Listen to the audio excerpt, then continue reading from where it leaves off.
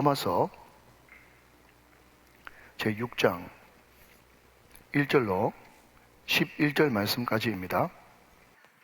이 계시 말씀을 한 절씩 나눠서 교독하시고 마지막 절 합독하실 때 살아계신 하나님의 음성을 들을 수 있기를 원합니다. 6장 1절을 제가 먼저 봐드리겠습니다.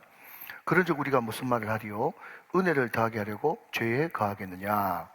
그럴 수 없느니라. 죄에 대하여 죽은 우리가 어찌 그 가운데 더 살리요? 무릇 그리스도 예수와 합하여 세례를 받은 우리는 그의 죽으심과 합하여 세례를 받은 줄을 알지 못하느냐? 그러므로 우리가 그의 죽으심과 합하여 세례를 받음으로 그와 함께 장사되었나니 이는 아버지의 영광으로 말미암아 그리스도를 죽은 자 가운데서 살리심과 같이 우리로 또한 새 생명 가운데서 행하게 하려 함이라. 만일 우리가 그의 죽으심과 같은 모양으로 연합한 자가 되었으면 또한 그의 부활과 같은 모양으로 연합한 자도 되리라. 우리가 알거니와 우리의 옛사람이 예수와 함께 십자가에 못 박힌 것은 죄의 몸이 죽어 다시는 우리가 죄에게 종노릇하지 아니하려 함이니 이는 죽은 자가 죄에서 벗어나 어렵다 하심을 얻었음이라.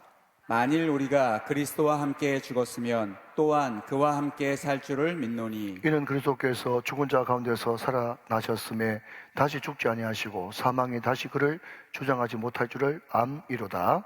그가 죽으심은 죄에 대하여 단번에 죽으심이요 그가 살아계심은 하나님께 대하여 살아계심이니 12절 다 같이요. 이와 같이 너희도 너희 자신을 죄에 대하여는 죽은 자요 그리스도 예수 안에서 하나님께 대하여는 살아있는 자로 여길지어다. 아멘. 어느 성도 집에 딸이 결혼하게 됐습니다. 딸이 굉장히 죄송하고 민망한 그런 표정으로 아빠한테 와서 이렇게 부탁했어요. 아빠도 알다시피 우리 시댁들 집이 너무 예수를 잘 믿잖아. 그런데 우리 집은 교회는 다니지만 아빠가 세례를 안 받아가지고 아빠 미안한데 내 소원인데 결혼하기 전에 세례 좀 받으시면 안 돼요? 그래 부탁을 했다는 거예요. 그러니까 그 아빠가 하는 말이 얼마든지 내가 할게 하면서 죽은 사람 소원도 들어주는데 시집가는 딸 소원 못 들어주겠어요? 그래서 세례를 받겠노라 하면서 신청을 했습니다. 딸한테는 그렇게 이야기를 했지만 속으로는 계속해서 좀 캥기는 게 뭔가 하면 꼭 세례를 받아야 돼? 믿음만 있으면 되지, 열심히 하면 되지, 주님 사랑하면 되지, 그게 본질인데 무슨 세례가 꼭 필요해, 그런 형식이 필요해, 이런 마음을 숨길 수가 없었어요. 그래서 세례 문답할 때 담당 목사님한테 이분이 물어봅니다. 모르면 물어봐야 되거든요. 똑같이 지금 이야기했어요. 시간이 없기 때문에 약합니다. 그랬더니 그 담당 목사님이 정확하게 이렇게 가르쳐 줍니다. 성도님, 이번에 제가 들어보니까 딸 결혼 때문에 세례를 받는다고 들었습니다. 맞죠? 그랬더니 맞다고 그러는 거예요. 대뜸 목사님이 하신 말씀이 뭔가 하면, 그런데 성도님, 결혼식은 말라고 합니까? 둘이 같이 살면 되지. 결혼의 본질은 사랑하는 건데 둘이 사랑하면 되고 둘이 눈 맞아가지고 살림 차리고 살면 되지 결혼식이 무슨 필요 있습니까? 그렇게 이야기하니까 아니 결혼식도 안 하고 어떻게 삽니까? 남사스럽구로 큰일 날 소리 하시네 이렇게 이야기했단 말이죠.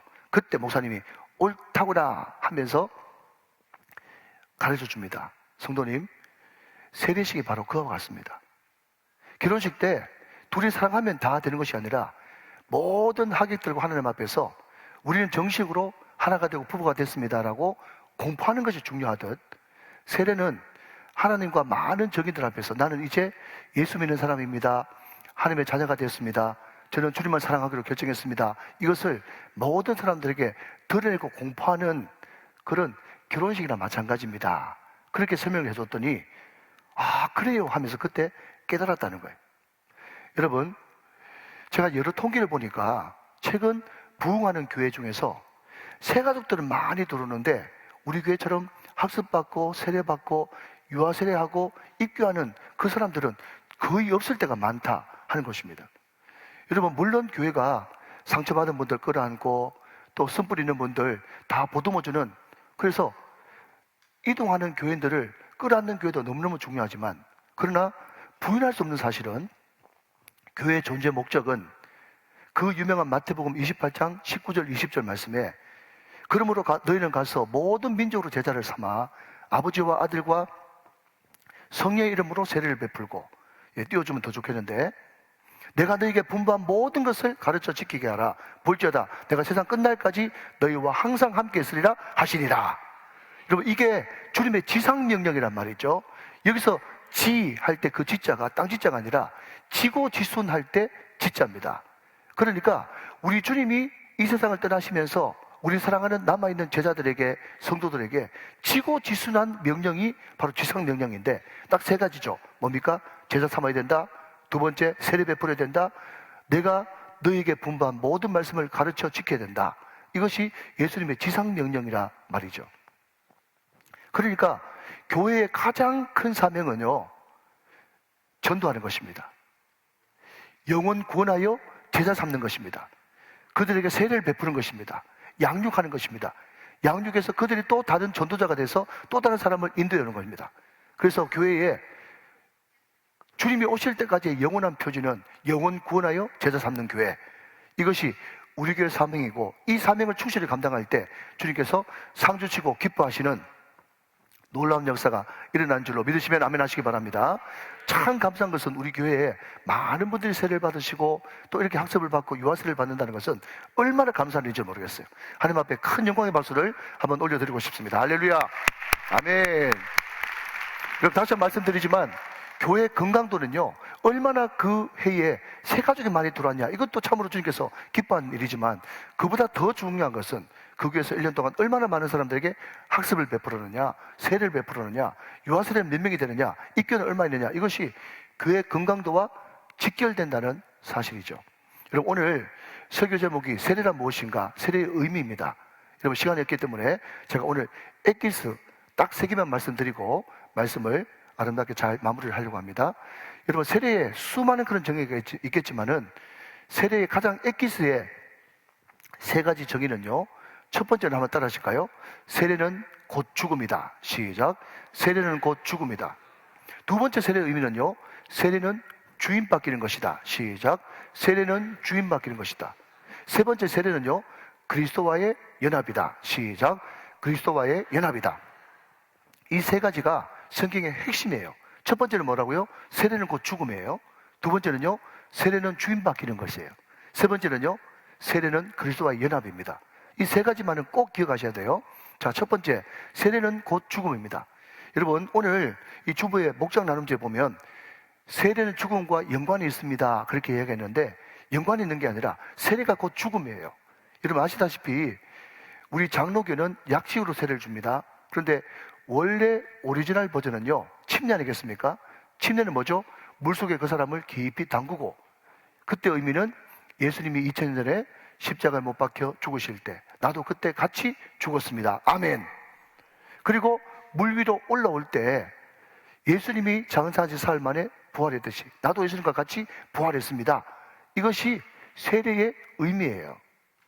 여러분, 어떤 분이 침례를 받았던 모양이죠. 이분이 초신자니까, 초신자는 여러분 아무리 사회 명성이 있어도 교회는 초짜 아니겠습니까? 그러니까 세례받기 전에 벌벌 떨면서 집례하는 목사님한테 물어봅니다.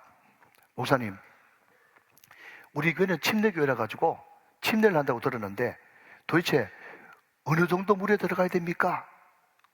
초신자다운 그런 질문 아니겠어요?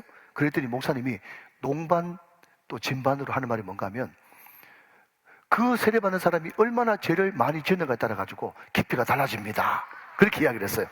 그랬더니 이분이 한숨을 푹 쉬면서 하는 말이 뭔가 하면 목사님, 밑바닥까지 넣어주이소. 그렇게 이야기를 했다는 거죠. 여러분, 이 세례가 헬라 원어로 밥티조인데 이 밥티조가 뭔가 하면요, 물에 잠기다 내지는 익사하다 이런 뜻이에요. 세례는 그렇기 때문에 곧 죽음이에요. 그래서 제가 이번에 이 말씀을 준비하면서 공부를 좀 해보니까 말이죠, 원래 오리지널 버전은요, 뭐 보통 침례교에서도 여러분 흰 가운 입고 아니면 하얀색 그런 이제 간편한 복장을 입고 이제 뭐 수영장이나 아니면 교회에서 만들어 놓은 그런 어떤 이제 뭐 세례탕이나, 그죠? 뭐 바깥에 나가서 뭐 이제 계곡이나 그런 데서 세례를 베풀지 않습니까? 그런데 원래 오리지널 버전은요, 그냥 최소한의 옷, 그러니까 싹 다 벗고, 원래는 싹 다 벗고 물에 깊이 들어가서 푹 잠긴 다음에 물 위로 올라옵니다. 그러면 먼저 세례받았던 사람들 우리를 말하자면 장로님이나 권사님이나 목자님이나 교회 리더십이 말이죠, 하얀 옷을 준비해가지고, 하얀 천을 준비해가지고 그 사람을 이렇게 감싸준다는 겁니다. 여러분, 그것이 오늘 본문 4절에 등장하고 있어요. 자, 여러분 4절 말씀 한번 보시겠습니다. 4절 말씀. 그러므로 우리가 그의 죽으심과 합하여 세례를 받음으로 그와 함께 장사되었나니 이는 아버지의 영광으로 말미암아 그리스도를 죽은 자 가운데서 살리심과 같이 우리로 또한 새 생명 가운데 행하게 하려 함이라. 아멘. 여러분, 세례는 3단계가 있습니다. 첫 번째는요, 물에 잠기는 거죠. 예수 십자가, 내 십자가. 물에서 올라오죠. 예수 부활, 내 부활. 여러분, 이것으로 세례가 끝나는 것이 아니라 이제 예수의 새 생명을 받았으면 새 생명 가운데 행하게 하려 하심이라. 새 생명 가운데 이전 옛 습관대로, 옛 고집대로, 옛 자대로 사는 것이 아니라 새로운 생명을 받은 사람으로서 새 생명 가운데 행하는 것, 여기까지가 세례의 의미라는 거예요. 믿으시면 아멘 하시기 바랍니다. 예수 십자가, 내 십자가. 예수 부활, 내 부활. 예수 생명, 내 생명. 이것이 세례의 의미인 것이겠죠. 여러분, 그러기 위해서는 첫 단추를 잘 끼면 되는데 그 첫 단추가 뭐냐 하면요, 잘 죽는 것입니다. 여러분, 지금 우리가 이름만 대면 아는 유명한 영화 배우가 있어요. 근데 지금 유명한 영화 배우들 가운데 연극판에서, 죄송합니다만은 연극 배우로 있다가 영화로 넘어온 사람들이 많지 않습니까? 그런데 연기나 연극을 전혀 하지 않는 사람들은요, 엑스트라로 출연할 때 그냥 거리 지나가는 사람 1, 거리 지나가는 사람 2, 이렇게 엑스트라를 시작하는데, 그래도 연기를 좀 한 사람들은요, 제일 먼저 영화나 TV로 이렇게 넘어오면 죽는 역할을 제일 먼저 시킨다는 거예요. 죽는 역할을. 그런데 어떤 배우가, 그 인터뷰한 배우가 말이죠, 유명한 배우인데 자기 무명 시절 때 죽는 연기를 시켰는데 감독이 갑자기 컷 하더니 자기 앞에 와가지고 막 잡아먹을 듯이 고함을 지르면서, 야! 너 그렇게밖에 못 죽어!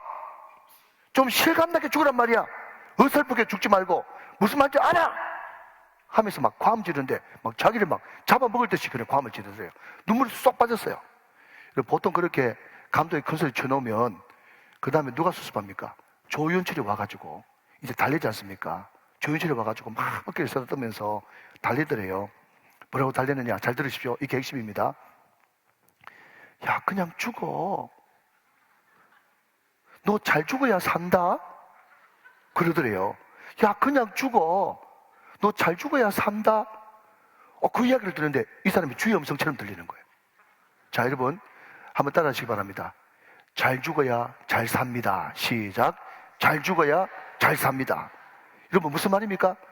죽는 연기를 잘해야 일감이 계속 들어오고 배우 인생 종 안 치고 계속해서 일감이 돌아가지고 살 수 있지. 너 어설프게 죽으면 일감 안 들어오고 이제 거기서 끝난다는 거예요. 그래서 그때부터 이 사람이 그것을 신의 음성으로 듣고 말이죠, 죽는 연습도 하고 선배한테 어떻게 죽어야 잘 죽을까요? 물어보기도 하고 공부도 하고 그래가지고 정말 죽는 연기를 실감 있게 하니까 그때부터 계속 감독이 그 죽는 연기 잘하는데 불러라.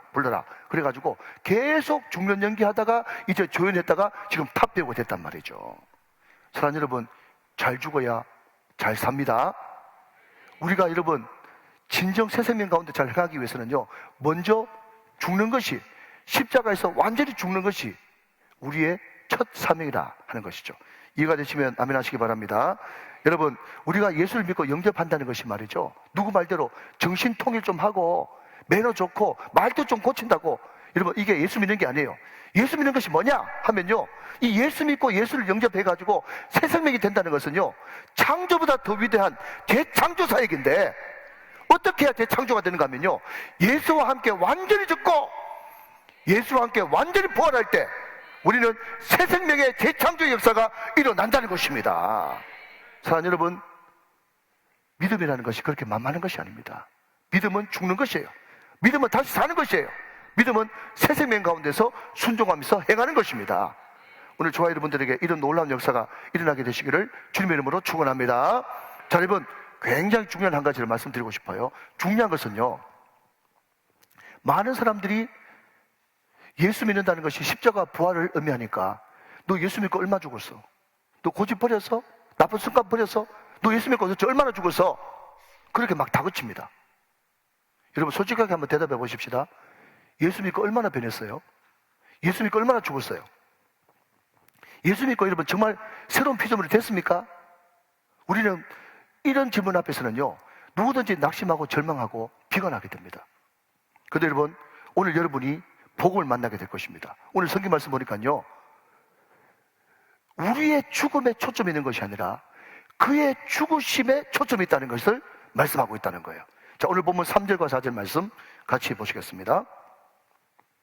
3절, 무릇 그리스도 예수와 합하여 세례를 받은 우리는 그의 죽으심과 합하여 세례를 받는 줄을 알지 못하느냐. 그러므로 4절입니다. 우리가 시작, 그의 죽으심과 합하여 세례를 받음으로 그와 함께 장사되었나니 이는 아버지의 영광으로 말미암아 그리스도를 죽은 자 가운데서 살리심과 같이 우리로 또한 새 생명 가운데서 행하게 하려 함이라. 이런 무슨 말인가 하면요, 분명히 여러분 3절에서도 4절에서도 연거푸 3번 그리스도의 십자가와 합하여 그의 죽으심과 합하여 그의 죽으심과 합하여. 여러분 여기에 죽는 것은요, 내가 죽는 게 아닙니다. 그리스도가 죽으시는 거예요. 그리스도가 죽는 것, 주체가 내가 아니라 그리스도가 죽는 것이라는 거예요. 여기에 초점이 있는 것입니다. 사람들은 자꾸 내가 예수와 함께 죽었다, 예수 십자가 내 십자가 하니까 계속해서 정죄하면서 너 얼마나 죽었어? 얼마나 포기했어? 얼마나 고집 꺾어서 자꾸 이야기하면서 그 정죄합니다. 여러분 그것은 복음이 아닙니다. 절대로 여러분 기독교는 자생 구원이 아니에요. 내가 도 닦아가지고 내가 스스로 부인하고 죽여가지고 구원받는 종교가 아닙니다. 그의 죽으심에 초점이 있는 것입니다. 여러분 이 로마서 6장에서 가장 핵심되는 단어가 11절 맨 마지막에 나오는 여길지어다 라고 하는 이 단어입니다. 여러분 로마서는 두 부분으로 나눕니다. 하나는 1장부터 11장까지 교리 부분, 12장부터 16장까지 생활 부분인데 12장 이후에는요 계속해서 뭐해라 명령력이 많이 나옵니다. 그런데 로마서 1장부터 11장까지 처음으로 나오는 명령력, 그만큼 중요하다는 거죠. 그게 뭔가 하면 여길지어다 라고 하는 명령이에요.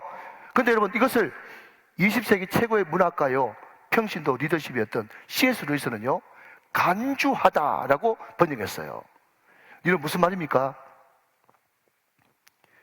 내가 죽고 내가 고집 꺾고 나의 어떠함에 구원의 근거를 두지 마세요. 그게 복음이 아닙니다. 우리 주님이 완벽하게 죽으셨고 완벽하게 살아나셨습니다. 그러니까 우리의 모든 구원의 근거는 주님의 어떠함, 주님의 십자가와 부활에 우리 구원의 근거가 있다는 것입니다.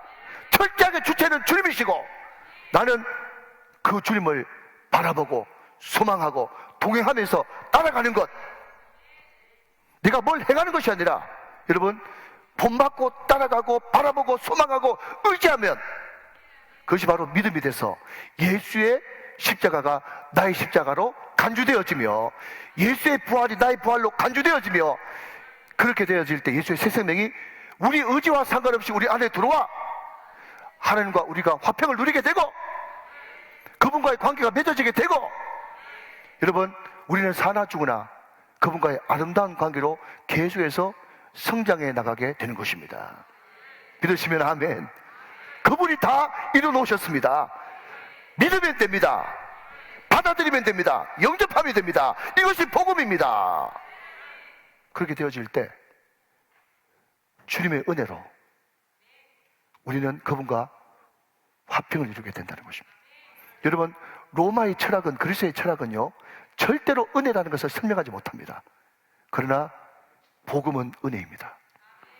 그분이 이루어놓으신 것을 내가 믿음으로 그 놀라운 복음이 나의 복음이 되어지는 것입니다. 감사하죠? 할렐루야. 자, 둘째로 세례는 주인 바뀌는 것이에요. 자, 여러분 한번 따라하시면 좋겠습니다. 믿음은 주인 바뀌는 것이고 구원은 변하다. 시작. 믿음은 주인 바뀌는 것이고 구원은 변하다. Not I, but Christ. 나는 죽고 예수로 사는 삶. 이게 바로 주인 바뀌는 것이죠. 이런 내용이 로마서 1장부터 6장까지 쭉 기록되어 있는데 말이죠. 로마서 1장부터 6장까지를 한 구절로 설명한 그 유명한 구절이 갈라디아서 2장 20절입니다. 그러니까 여러분 이것은 복음의 핵심이죠. 같이 한번 보십시다. 갈라디아서 2장 20절. 암송하시는 분들은 암송하시고 또 앞을 보시면서 우리의 고백으로 드립니다. 시작. 내가 그리스도와 함께 십자가에 못 박혔나니 그런즉 이제는 내가 사는 것이 아니요 오직 내 안에 그리스도께서 사시는 것이라. 이제 내가 육체 가운데 사는 것은 나를 사랑하사 나를 위하여 자기 자신을 버리신 하나님의 아들을 믿는 믿음 안에서 사는 것이다. 아멘. 내가 그리스도와 함께 2000년에 이미 믿음으로 십자가에 못 박혀 죽었어요. 이제는 더 이상 내가 사는 것이 아니고 오직 내 안에 그리스도 예수께서 내 안에 지금 살아 역사하십니다.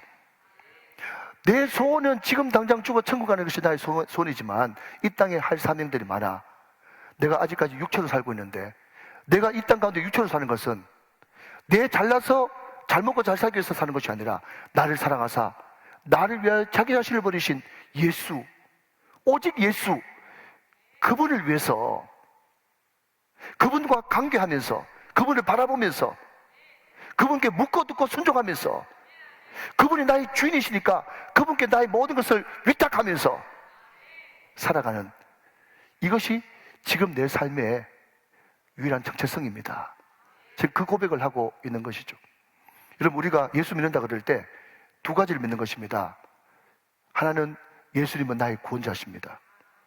또 하나는 예수님은 나의 주인이십니다. 그게 구세주와 주님으로 믿는다는 거예요. 마태복음 16장 16절 말씀에 주는 그리스도시요 살아계신 하나님의 아들이십니다.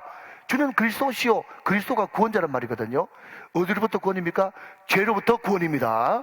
심판으로부터 구원입니다. 여러분, 죽음으로부터의 구원입니다. 우리는 예수를 믿음으로써 그리스도 구원자를 믿어요. 여러분, 우리는 예수님을 믿을 때 구원자로만 믿으면 안 되고 그분은 나의 주님이십니다. 주인님이세요. 살아계신 하나님의 아들입니다 라고 하는 이 말이 뭔가 하면 살아계신 하나님의 아들이기 때문에 당신은 나의 창조주시오, 나는 당신의 소유요, 당신 나의 주인이십니다. 이게 살아계신 하나님의 아들이라는 단어 속에 포함되어 있는 거예요. 여러분, 베드로만 그렇습니까? 도마도 부활하신 예수를 만나면서 뭐라고 고백했죠? 나의 주시오, 나의 하나님이십니다. 여기 나오는 주도 결국 주인님 이런 뜻인 거예요. 여러분, 이런 예를 한번 들어볼게요. 가까운 이 쇼핑몰에 가거나 아니면 뭐 야구나 축구 보러 큰 운동장에 가거나 예식장에 갔었을 때 여러분, 다 우리는 H사를 사랑합니다. 그래서 다 우리는 H사에서 나오는 차가 많이 있어요. 가보니까 똑같은 차가 수십 대가 있네. 물론 총명할 그때는 말이죠. 우리가 어디에 세워뒀으니까 내 차 이게 있구나 찾을 수 있겠지만 똑같은 차가 한 30대, 100대 있으면 말이죠. 그 차를 못 찾는 거예요. 그렇지만 우리는 얼마든지 찾을 수 있어요. 왜 찾을 수 있죠? 리모컨 키를 딱 누르면 그게 똑같은 차가 수백 대 있어도 오직 내 차 한 대만 뿅 하면서 반응을 하는 거예요. 여러분, 내 차에 내 키를 누르면 뿅 하고 반응하게 돼 있어요. 무슨 말인가 하면요, 주님이 진짜 나의 주님이시면 그분의 말씀에, 아멘, 그분의 음성에 우리는 반드시 반응을 해야 된다는 것이에요. 여러분, 이것이 바로 내가 그분의 소유가 되고 그분의 종이 되고 그분의 아들이 됐다고 하는 증거입니다. 그런데 목사님, 저는 분명히 하나님이 내 아버지시며 나는 그의 소유며 그분이 나의 주인이라는 것을 아는데 왜 요즘에는 자꾸 주님께서 말씀하셔도 무반응이고 또 주님께서 감동하셔도 정말 순종하기 싫은 걸까요? 원인이 뭐겠습니까? 라고 물어보신다면 저는 이렇게 대답하겠어요. 잘 들으십시오. 배터리가 떨어졌습니다. 배터리가 떨어졌어요. 배터리가 떨어졌기 때문에 아무리 그분이 말씀하셔도 내가 반응을 안 하는 거예요. 여러분, 배터리가 뭐죠? 접촉이죠. 사랑하는 여러분, 말씀으로 접촉되시길 바랍니다. 기도로 접촉되시길 바랍니다. 자꾸 여러분, 먼저 여러분이 할 거 먼저 하고 하지 말고 하고 노십시오. 이 수준 높은 이야기를 이해하시겠습니까? 세상에 두 종류 사람밖에 없어요. 하나는 하고 노는 사람이 있고 두 번째 사람은 놀고 하는 사람이 있어요. 가장 중요한 것이 그분과의 연합, 접촉, 그분과의 관계인데 이 중요한 그 하나님과의 관계 접촉은 내버려두고 자꾸 자기 일부터 먼저 하니까 날마다 여러분 외로운 거예요. 피곤한 거예요. 실패하는 거예요. 넘어지는 거예요. 실수하는 거예요. 그러나 여러분, 우리 예수님을 마음속에 가장 소중한 곳에 주님을 모셔드리면 여러분, 모든 것이 반듯합니다. 모든 것이 질서정연합니다. 모든 것이 어지럽지 않습니다. 모든 것이 여러분 순탄하게 주님께서 인도하시고 보호해 주시는 줄로 믿으시면 크게 하시기 바랍니다. 그분이 내 마음속에 주인으로 오실 때 내가 얼마나 아름다우며 얼마나 기쁘며 얼마나 감사하며, 시간이 없어 죽겠는데 아멘도 안 하고, 얼마나 감사하며 기쁘며 안정되며 실수가 없으며, 할렐루야! 주인으로 모시는 축복이죠. 그리고 마지막 세 번째는요, 세례는 그리스도와 연합입니다. 연합을 뭐로 제일 잘 설명할까 했더니요, 저는 임신과 입덧, 이것이 가장 연합과 가장 유사한 개념이에요. 여러분, 저희 집 가정 이야기를 해서 죄송합니다만은, 저희 집사람을 아시는 분은요, 저희 집사람이 보신탕을 먹는다, 이거는 상상할 수도 없는 일이에요. 그렇게 여리고 가늘고 예쁜 자매가 어떻게 보신탕을 먹겠어요? 지금도 저희 집사람은 보신탕 안 먹어요. 그런데 덜컥 셋째를 임신했어요. 셋째를 임신하니까 너무 못 먹는 거예요. 이러다가 큰일 나겠다 싶었는데, 근데 아시는 분 아시겠지만 저희 교회 앞에 여기 지금 산업안전협회 그 자리가 원래 유명한 보신탕집 자리였어요. 근데 제 아내가 갑자기 그냥 너무 힘이 없으니까 그거라도 한 그릇 먹어봤으면, 그게 저한테 부탁을 하더라고요. 대담마다 갔죠. 갔는데 제가 막 보신탕을 옛날에는 절개했기 때문에 전골을 갖다가 이렇게 막 먹였을 때는 전골을 조금 먹는 그 정도였는데, 아니 제 아내가 진국을 시키는 거예요. 진국을 시켜가지고 그것을 한 그릇을 다 완국을 하는데 말이죠. 완국을 하는데 입맛이 확 돌아버리는 거예요. 입맛이 확 돌아가지고 계속해서 입맛 없을 때마다 보신탕집에 가서 먹고 진국을 먹고 그래가지고 10개월 만에 우리 셋째가 태어났는데, 태어나자마자 얼굴이 빨개가지고 진국 많이 먹어 티가 나더라고요. 여러분, 새 생명이 들어오면요, 좋은 게 싫어지고 싫은 게 좋아집니다. 완전 체질이 바뀌어버리는 거예요. 믿으시면 아멘. 좋은 게 싫어지고 싫은 게 좋아진다니까요. 그래서 제가 언젠가는 한번 몇 년 전에 우리 이제 대학교 1학년 들어간 자매한테 제가 그랬어요. 요즘에 너 재밌지? 뭐가 재밌냐? 물어봤어요.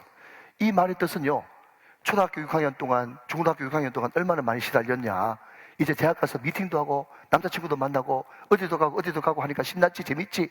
이렇게 물어봤는데요, 그 자매가 뭐라고 한지 아세요? 목사님, 저는 예배 드리는 것이 제일 즐거워요. 이러는 거예요. 금요 기도에 와가지고 기도하는 게 제일 즐거워요. 이렇게 이야기하는 거예요. 그러면서 하는 말이 뭔가 하면, 교회에 와가지고 믿는 친구들하고 신앙 이야기 나누는 게 즐겁대 기쁘대. 그러면서 뒤를 돌아가는 나한테 등에다 대고 빗을 탁 꽂는데 나한테 딱 손가락 3개를 내면서 333 화이팅! 그러더라고. 여러분, 거듭나지 않은 사람이, 주님 안에 새 생명이 없는 사람이 말씀, 기도, 전도, 찬양, 이게 즐거워요? 택도 없는 말씀. 거듭나고 체질이 변하니까 예배가 기쁜 줄로 믿으시기 바랍니다. 기도하는 것이 즐거운 줄로 믿으시기 바랍니다. 전도하는 것이 여러분 너무 보람찬 것을 믿으시기 바랍니다. 완전히 새 생명이 들어오니까 체질이 바뀌어버린 거예요. 할렐루야. 그게 바로 여러분 그리스도와 연합이에요. 주님 좋아하시는 거 내가 좋아하고, 주님 싫어하시는 거 내가 싫어하고. 옛날엔 반대였는데 지금은 완전 주님 체질이 돼가지고 체질 개선이 된 것이죠. 체질 개선 되시기를 주님의 이름으로 축원합니다. 자, 여러분 이제 마지막으로 이런 말씀 뵙겠습니다. 제가 오늘 가름해 보니까 이런 글이 적혀 있더라고요. 여러분, 어떤 경마장에 마부 조련사가 있는데 그 마주가 그 마부한테 자기 집에 있는 검정색 말, 흰색 말 이 2개를 맡겨가지고 그냥 경기에 출전도 시키고 잘 키워달라고 이렇게 맡겼어요. 월급을 주고. 그런데 이 마부가 어떤 탁월한 능력이 있는가 하면, 내일 이 2말 중에 검정말이 이긴대. 그러면 검정말이 이겨. 내일 이 말 중에 흰말이 이긴대. 그러면 흰말이 이겨. 그 소문이 쫙 펼쳐지니까 너 어떻게 그걸 맞추냐? 그러면서 막 사람들이 막 신기했어요. 그런데 나중 돼가지고 그 전모가 드러났는데 너무 황당하고 너무 괘씸하고 무슨 이런 일이 다 있나 싶을 정도로 사람들이 막 이를 부득부득 가는 그런 사건이 벌어진 거예요. 왜 이 사람이 오늘은 흰말이 이긴다 하면 흰말이 이기고 내일은 검정말이 이긴다 하면 검정말이 이기고 그런가 했더니요, 이 마부가 그 전날 흰말 이긴다라고 했던 그 전날은 흰말한테만 염을 주고 검정말한테는 안 줘. 또 검정말 이긴다 그렇게 했던 날은요, 검정말한테만 염을 주고 흰말한테는 안 줘. 자, 여러분, 이게 뭐 대단한 겁니까? 그런 거면 나도 하겠다. 근데 여러분 잘 들으셔야 됩니다. 여러분, 이게 무슨 말인가 하면요, 우리가 예수 믿고 나면 우리 안에 두 사람의 존재예요. 하나는 새 사람과 하나는 옛 사람. 이 두 사람이 싸워가지고 오라 나는 공부한 사람이로다 사도 바울이 탄식했거든요. 그런데 여러분, 그 두 사람이 존재하는데 이것을 갈라디아서 5장에서는 성령의 소유과 육체의 소유라고 이야기하는데, 자, 여러분, 편의상 검정을 육체의 소유라고 표현하겠습니다.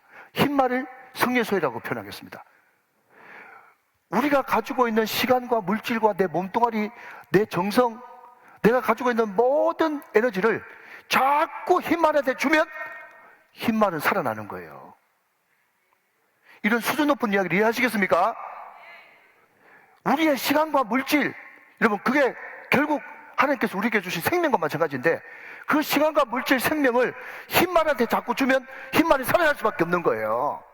그런데 내가 가진 자원을, 에너지를, 그 자양분을 자꾸 검정말한테 주면 결국 그 검정말이 흰말을 이기고 만다는 거예요.